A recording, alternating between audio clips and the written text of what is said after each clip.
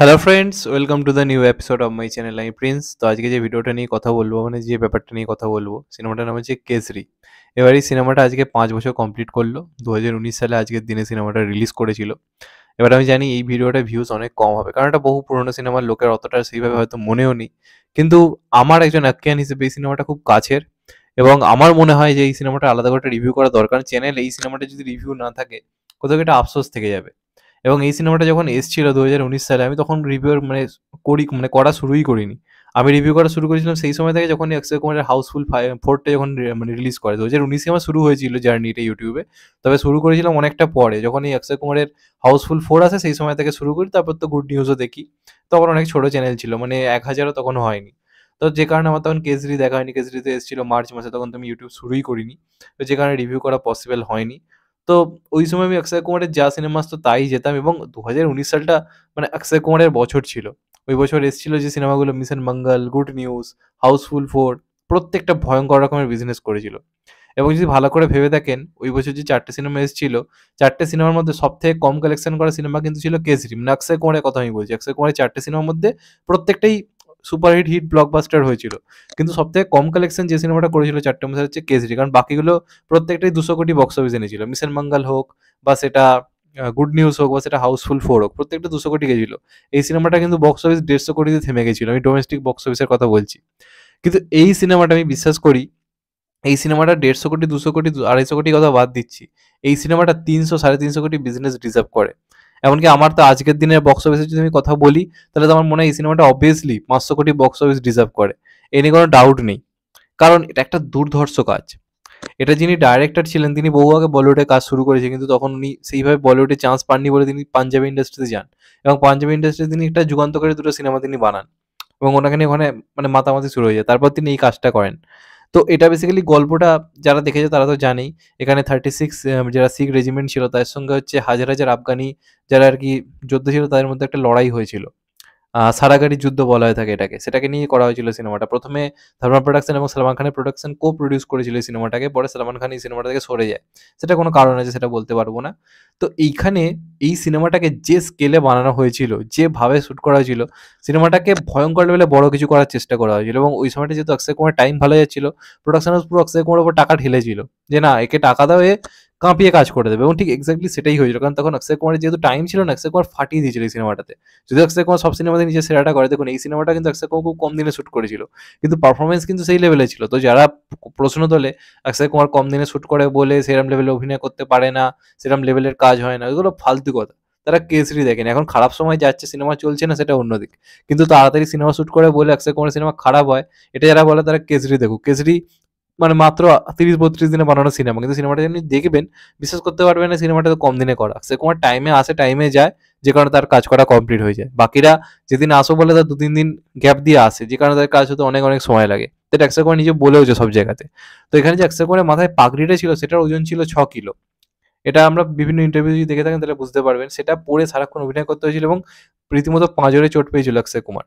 তারপরও কিন্তু শুট বন্ধ করে না করে সিনেমাটা করে গেছিল। তো এখানে অক্ষয় কুমারের যে পারফরমেন্স, আনবিলিভেবল। আমার তো মনে হয় এই অক্ষয় কুমারকে কেউ আগে দেখেইনি। কারণ এখানে অক্ষয় কুমারকে যেভাবে প্রেজেন্ট করা হয়েছে, তার যে মাস অ্যাপিল, সে যে কি করতে পারে, সেটা মানে এই সিনেমাটা না দেখলে মানে বিশ্বাস হবে না। তার যে অ্যাগ্রেশন, মানে তখন অ্যাকশন সিন হচ্ছে, সবাই এসে ঝাঁপিয়ে হচ্ছে, সেখানে তার যে অ্যাগ্রেশন, চোখ মুখ দেখে রীতিমতো আপনার ভয় পেয়ে যাবে। এমন এমন কিছু পারফরমেন্স দিয়েছে। এবং অক্ষয় কুমার যখন ওই চরিত্রটা অভিনয় করছে, আপনি অক্ষয় কুমারকে দেখছেন মনেই হবে না। আপনার মনে হবে যে আপনি ওই মানে শিখ সর্দার যে তাকেই দেখছেন, যে পাগড়ির জন্য জান প্রাণ দিয়ে দিতে পারে। আমার একটা টাইম মনে হবে যে অক্ষয় কুমার নিজের প্রাণ পর্যন্ত দিয়ে দিতে পারে সিনেমাটার জন্য, এমন লেভেলের পারফরমেন্স দিয়েছে। এছাড়া বাদবাকি প্রত্যেকের কাজ তো ভালো ছিল। সর্বোপরি ভারত পাকিস্তান থেকে সরে গিয়ে অন্যরকম কিছু করার অ্যাপ্রোচ ছিল। এবং দুই যারা আর কি, যার সঙ্গে লড়াই হয়েছে তাদের সঙ্গে এদের যে মানে যে ফেস অফটা, সেটাও কিন্তু দারুণ ছিল। যে ওদের অতজন, এত গ্র্যান্ড স্কেলার, এরাই কয়েকজন, সেটাকে নিয়ে ওরা যেভাবে আবদ্ধ হয়ে লড়াইটা করেছিল, বেসিক্যালি এটা তো সত্যি ঘটনা অবলম্বনে, সেটা ভাবলেই তো গায়ে কাঁটা দেয়। এবং তার সঙ্গে সঙ্গে এখানে এদের নিজেদের মধ্যে যে সম্পর্কগুলো, বন্ধুত্বপূর্ণ যে ব্যাপার-স্যাপারগুলো ছিল, সেগুলোও দারুণ ছিল। যেমন একটা গান ছিল সানো ক্যান্দি বলে। আমার তো গানটা দারুণ লাগে। মানে একজন যাকে দেখে মনে হয় খুব রাগী একজন সর্দার, সেও কিন্তু এর সঙ্গে আনন্দের মুহূর্তে কিন্তু নেচে উঠতে পারে। তো সেই গানটা খুব ভালো ছিল। এছাড়া পরিণীতি চোপড়ার সঙ্গে একটা গান ছিল বে মাইকি, সিনেমার অ্যালবাম কিন্তু সুপারহিট ছিল। তারপর যে গানটা ছিল তেরি মিট্টি, সেটা তো কালজয়ী গানে পরিণত হয়েছিল। তো এই সিনেমার কিন্তু অ্যালবাম সুপার ডুপার হিট। কিন্তু সর্বোপরি হচ্ছে এই সিনেমার অ্যাকশন যুদ্ধগুলোকে যেভাবে প্রেজেন্ট করা হয়েছিল, বিরাট বড় স্কেল এবং দেখতে মারাত্মক লেগেছিল। মানে কোনো অংশে বড় সেই যুদ্ধ সিনেমাগুলো থেকে আমার কম মনে হবে না।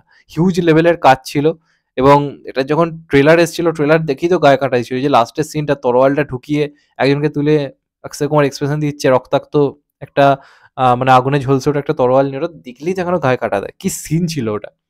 মানে লোকে সূর্যবংশী করে, সূর্যবংশী দেখে অবশ্যই সিটি মেরেছি, সেটা অন্যদিক। কিন্তু অক্ষয় কুমারের দেখে যে সিনেমাটা দেখে প্রত্যেকটা মুহূর্তে গুজবাম্পস হয়েছিল, সেটা কিন্তু এই সিনেমাটা। সবথেকে বড় কথা না, বোর লাগবে না, যেটা সবথেকে মোস্ট ইম্পর্টেন্ট।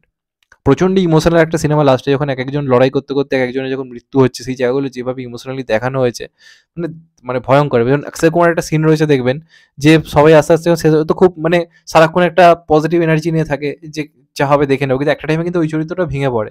যখন লাস্টের দিকে আর কয়েকজন বেঁচে রয়েছে, অক্ষয় কুমার ডিরেক্টলি কাঁদছে যে আর কিছু করার নেই, সে বুঝতে পারছে, কিন্তু সেটাকে কাটিয়ে উঠে সঙ্গে সঙ্গে আবার লড়াই করতে নামছে। ওই যে সিনটা এখনো দেখলে গায়ে কাটা দেয়। মানে লোকটা জানে যে মৃত্যু নিশ্চিত, তাও লড়াই করে যাচ্ছে।